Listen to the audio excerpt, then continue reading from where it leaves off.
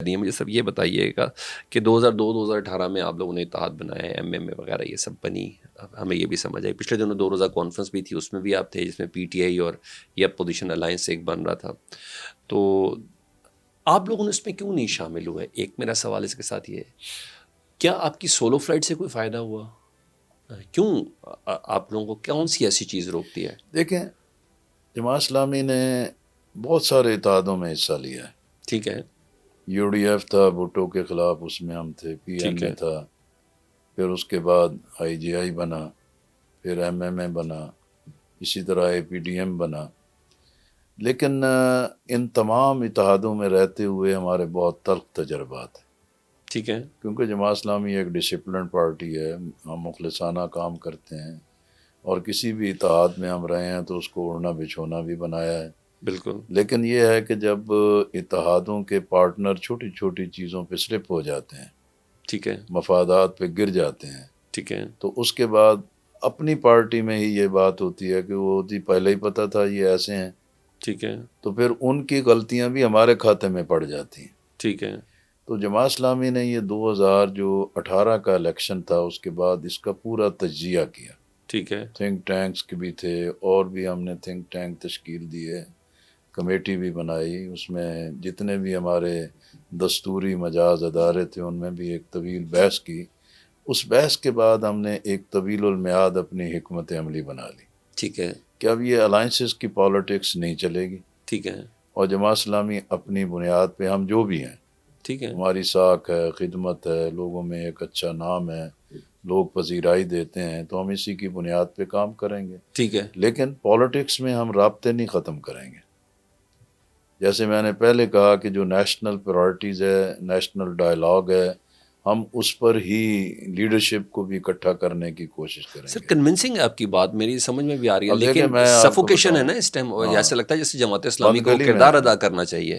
جماعت اسلامی کو کوئی charter of demand دے دیں، کوئی آپ لوگ کچھ ہم کر نے دیں کہ بھائی دیا ہم ہے. اتحاد میں تب جائیں دیکھیں گے. نا، یہ اب آپ کی سولو فلائٹ سے وہ فائدہ تو نہیں ہو نہیں، رہا. سولو فلائٹ نہیں ہے، ہر پارٹی کی اپنی ایک فلائٹ ہی ہوتی ہے نا. الائنس میں کہہ رہا ہوں اگر یہ بن جائے تو کتنی آئیڈیل چیز ہو. الائنس بنتے رہتے ہیں نا جی، کوئی اس کا اینڈ پوائنٹ ٹھیک نہیں ہوتا، رزلٹ ٹھیک نہیں آتا.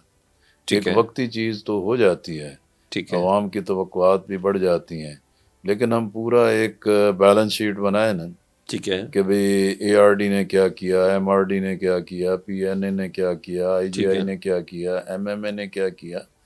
تو اگر ہم اس کی بیلنس شیٹ بنائیں تو خود پتہ چل جائے گا کہ نہیں بھائی، ٹھیک ہے، یہ ملک کے لیے کو بہت چیزیں مفید نہیں رہیں، ٹھیک بلکہ ہے، سیاست بکھری ہے، مفادات پروان چڑھے ہیں. ٹھیک ہے، تو اس لیے ہم نے سوچ سمجھ کر جو ایک راستہ اختیار کیا ہے. اوکے، اب جیسے جمعیت علماء اسلام ہے، ابھی مولانا فضل الرحمان صاحب منصورہ تشریف لائے تھے، تو انہوں نے اپنی شورا کا بتایا کہ ہم نے بھی بس یہ طے کیا ہے کہ کسی الائنس کا پارٹ نہیں بنیں گے، رابطے رکھیں گے. اور جو اسٹیبلشمنٹ بھی تو یہی چاہتی ہے نہیں، کہ اتحاد نہ اسٹیبلشمنٹ بنے، اپوزیشن اکٹھی نہ ہو. نہیں، اتحاد تو وہ بنانا چاہے گی کہ اپنی مرضی کے بندے ڈال دے اس میں. وہ تو چاہتے کہ اس وقت اپوزیشن تگڑی نہ ہو نا، اس ٹائم سوٹ کرتا ہے سسٹم. نہیں، اپوزیشن اب اتحاد بنانے سے تکڑی نہیں ہوگی. اچھا، اپوزیشن صرف اب ہوگی کہ کسی اصول، ضابطے، منیمم ایجنڈے پہ آپ ایک موقف بنا لیں. ٹھیک ہے، میں نے وہاں بھی کہا کہ بھی دیکھیں، میں بنگلہ دیش میں گیا کئی دفعہ، اس وقت پارلیمنٹری ڈیلیگیشن تھا، ایک ذوق شوق تھا، بھی لیڈروں سے ملے، پارلیمنٹ گئے، کمیٹیوں میں ملے. پھر ان دنوں جنرل ارشاد کی حکومت تھی، اور اس کے مقابلے میں عوامی league, Jamaat Islami, be N P, 3 opposition کی بڑی پارٹیاں تھیں. انہوں نے ایک کوارڈینیشن کمیٹی بنائی تھی، الائنس نہیں بنایا تھا، ٹھیک ہے، اور ایک منیمم ایجنڈے پہ اتفاق کیا تھا. پھر ڈھاکہ اور چٹگانگ میں نے دیکھا کہ ایک ہی دن 3 بڑے جلسے تھے، ٹھیک ہے، عوامی لیگ کا، جماعت اسلامی کا، بی این پی کا.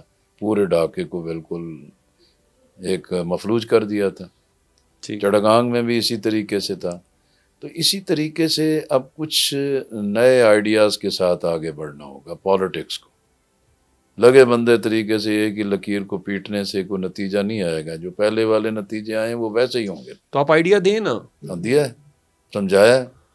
اچھا ٹھیک ہے، سمجھتے ہیں، کہتے ہیں کہ یہ ٹھیک ہے، لیکن آپ لوگ لیڈ کر لیں. جیسے آپ سوال کر رہے ہیں، میں کہہ رہا ہوں آپ ہمیں لیڈ کر کھینچ لیں. کے پھر پیچھے لے کے جاتے ہیں. ہم آگے بڑھنا چاہتے ہیں. میں کہہ رہا ہوں آپ لیڈ کر لیں کہ نہیں، بھائی ان چیزوں پہ چلنا ہے تو چلیں گے. یہ لیڈنگ، یہ تو بات کہی ہے ہم نے. اچھا کہ ہے ہاں کہی ہے. کہ میں نے ان سے کہا، میں جو اسلام آباد میں سیمینار، میں نے انہیں کہا کہ بھی ٹھیک ہے، آج کا جو موقف ہے ہم اس پہ اتفاق ہے، لیکن آپ جو سب سامنے بیٹھے ہیں پورے حکمران رہے ہیں، آپ جواب دیں کہ بھی جب آپ کی حکومت تھی آپ نے کیوں آئین سے انحراف کیا؟ ٹھیک. آپ نے کیوں انتخابات کے تقدس کو پامال کیا؟ آپ نے کیوں فوجی عدالتیں بنائیں؟ آپ کیوں عدل و انصاف کے راستے میں رکاوٹ پیدا کی؟ میں نے جیسے پہلے کہا کہ ماضی کی جو سب کی غلطیاں ہیں اس کو تسلیم کر کریں. کے آگے بڑھنا چاہیے. اچھا یہ نہیں کوئی اتنی بڑی ڈیلنگ. اچھا ایران اسرائیل جنگ میں ہم نے دیکھا امت مسلمہ کا وہ اتحاد نظر نہیں آیا. حقیقت یہ ہے جو نظر آنا چاہیے تھا.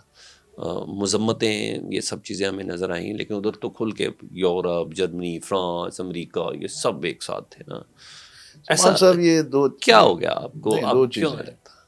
دیکھیں، یہ جو ملت اسلامیہ کو تقسیم کرنے کا ایک سلسلہ تو کافی عرصے سے شروع تھا، عرب و عجم کا، شیعہ سنی کا، ٹھیک. اور مالدار کا اور غریب کا ایک سلسلہ جاری تھا. پھر یہ جو 79 میں ایران کا اسلامی انقلاب آیا، اس کو بھی جب امریکہ کو شکست ہو گئی اور اس خطے میں شاہ ایران جو پولیس مین تھا اس کو شکست ہو گئی، تو ایک ہوا کھڑا کر دیا کہ شیعہ انقلاب آ رہا ہے بالکل. اور سنی ریاستیں جو ہیں کہ ملیا میٹ ہو جائیں گی. وہ ایک بڑی تقسیم کھڑی کر دی. سعودی عرب اور ایران اس کے دو پول بن گئے.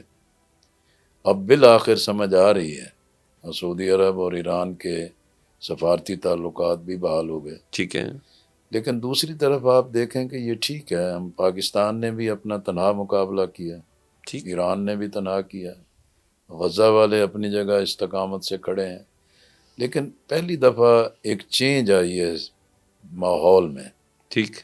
کہ پاکستان کی بھی چاہے لپ سروس تھی لیکن حمایت سب نے کی. ٹھیک.